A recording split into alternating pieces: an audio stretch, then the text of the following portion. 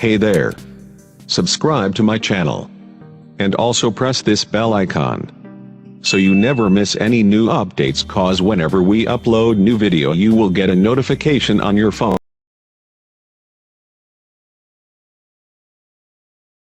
Rani-ki-Vav or Queen Stepwell is a unique stepwell located in the small town of Gujarat called Patan.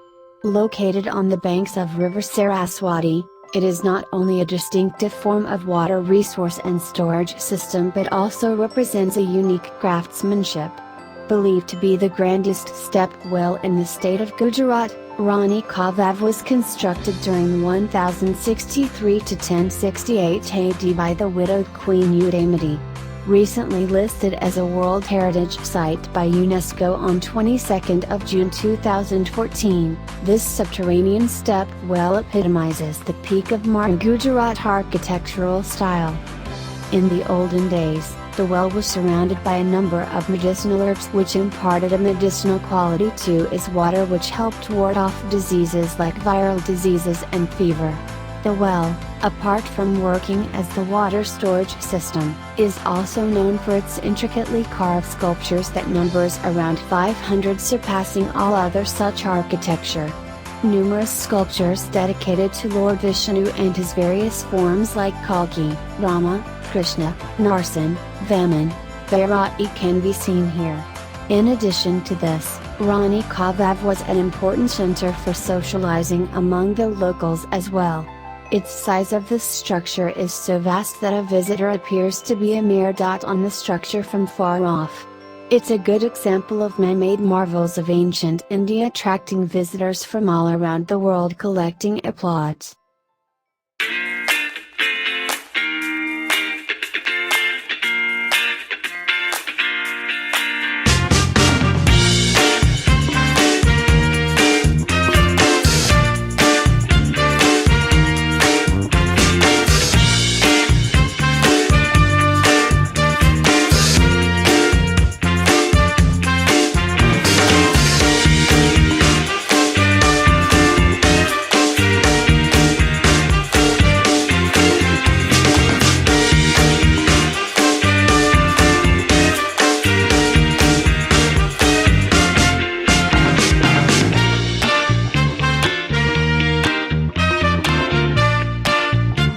Rani-ki-Vav.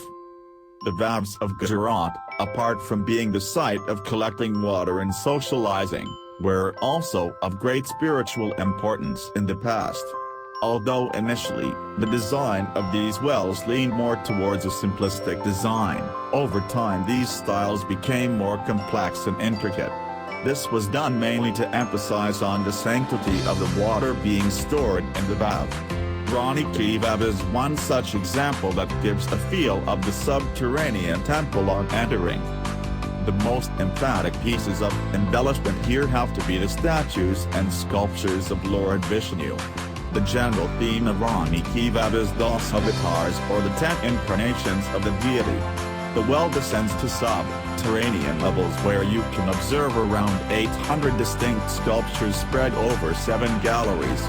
The incarnations of Lord Vishnu, namely, Matsya, Karma, Varaha, Narasimha, Vamana, Parashurama, Rama, Krishna, Buddha, and Kalki are accompanied by statues of sattras, Brahmins and celestial dancers or Zara.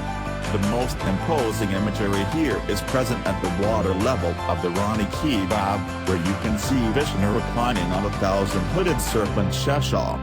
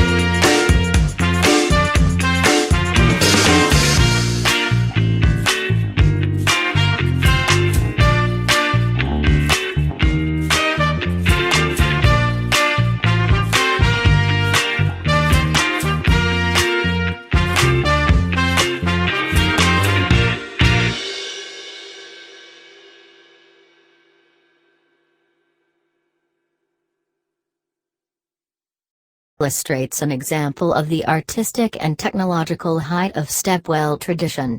It has been decorated with religious, mythological and at times secular sculptures and reliefs, illustrating a true mastery of craftsmanship and figurative expression.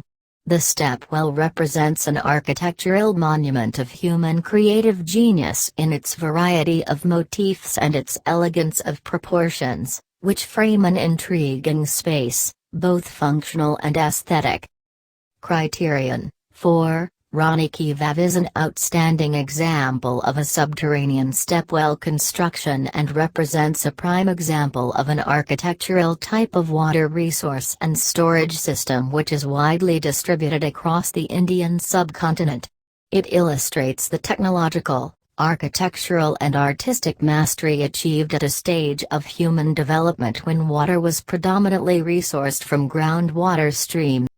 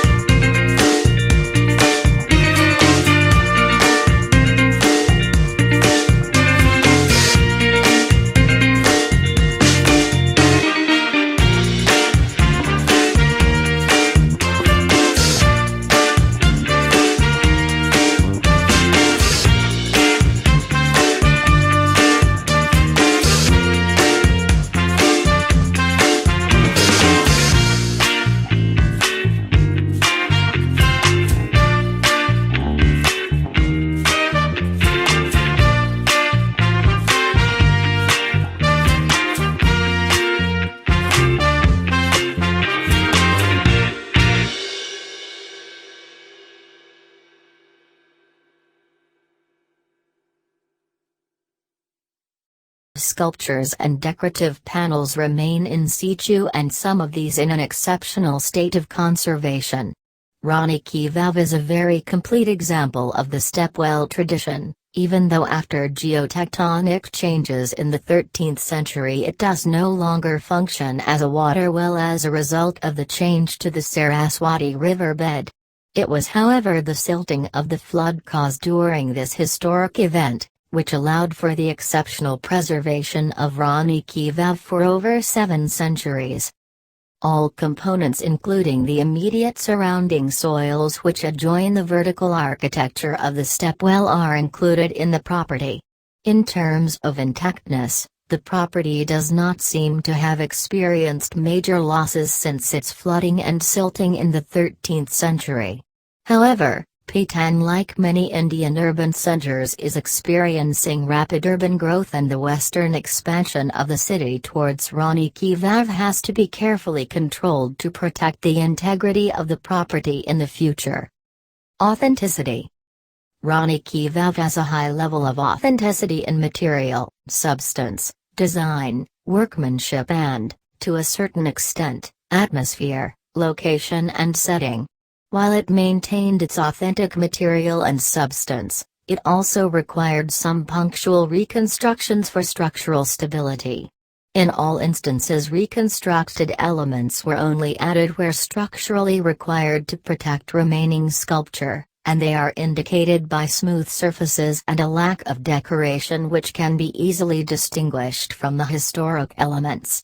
Around the outer terrace at ground level, slopes of smooth descent, a so-called sacrificial terrace, were created to prevent soil erosion following stronger rainfalls. Unfortunately, the Rani-ki-Vav cannot retain authenticity in use and function as a result of the altered groundwater levels following the relocation of Saraswati River.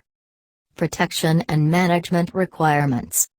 The property is protected as a national monument by the provisions of the Ancient Monuments and Archaeological Sites Act of 1958, amended by its revision of 2010 and accordingly administrated by the Archaeological Survey of India, ASI.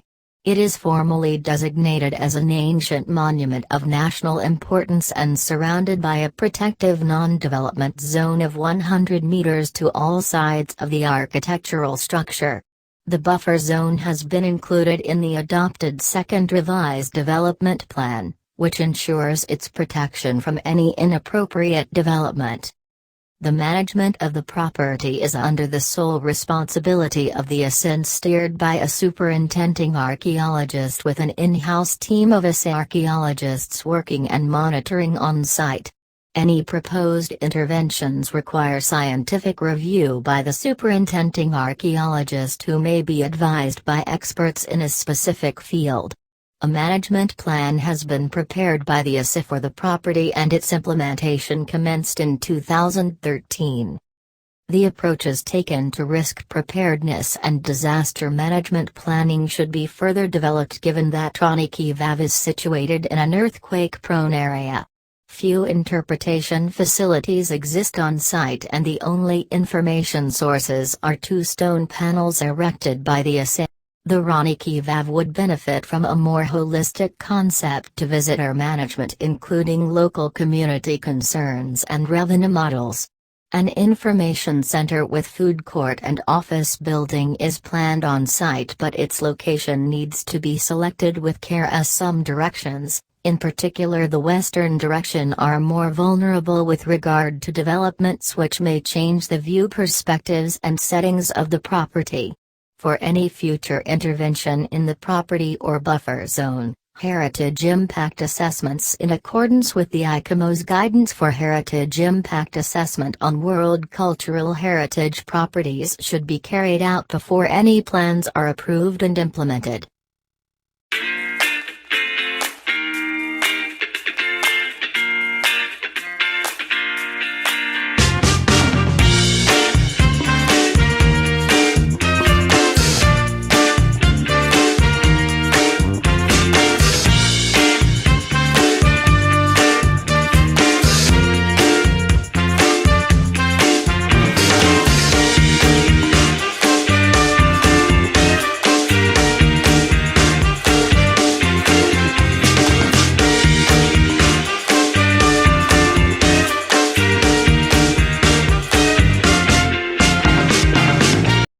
best time to visit Rani-ki-Vav.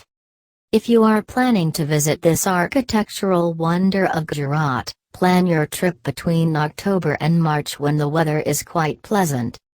How to reach Rani-ki-Vav? The best way to reach the Rani-ki-Vav is through taxi, which is quite convenient. One can also visit by public buses. If you plan on taking the bus, a number of intercity buses run from Ahmedabad to Patan and take approximately 3.5 hours to reach. Buses from Mehsana to Patan take about an hour. Shared jeeps are available during the month of December or January. A Rani-ki-Vav festival is held where one can enjoy the cultural program along with exquisite local cuisine and street shopping.